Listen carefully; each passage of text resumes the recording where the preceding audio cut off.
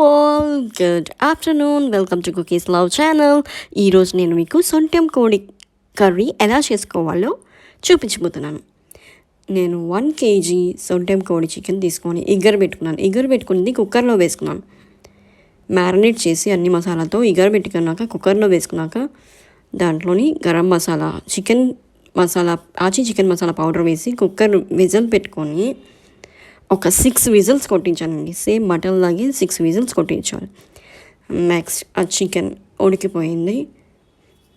Next onions, green chillies, curry leaves, కొంచెం పుదీనా వేసి బాగా ఫ్రై చేసుకున్నాను. ఫ్రై అయిన లోపు టమాటో ప్యూరీ రెడీ చేసుకున్నాక ఉల్లికాడలు, కొత్తిమీర రెడీగా పెట్టుకున్నాను. కొత్తిమీర కూడా ఫైన్గా చాప్ చేసుకొని పక్కన పెట్టుకున్నాను.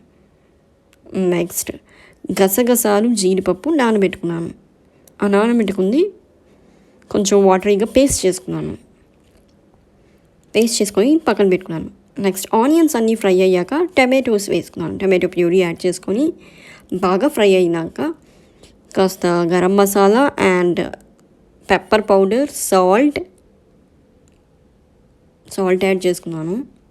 నెక్స్ట్ కొంచెం పసుపు యాడ్ చేశాను. బాగా మిక్స్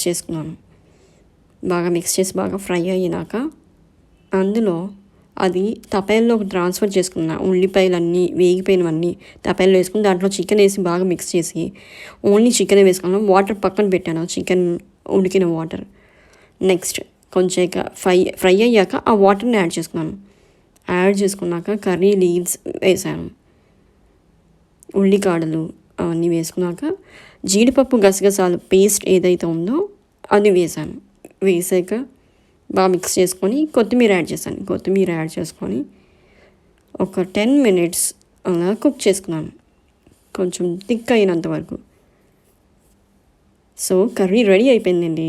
నేను దీన్ని గారెలతోటి, మినప మసాలా గారెలతోటి అండ్ రైస్ తోటి night and also Korean fish curry todi enjoy చేశానండి. Thank you so much for watching Cookies Love. Please like, subscribe my channel. Bye.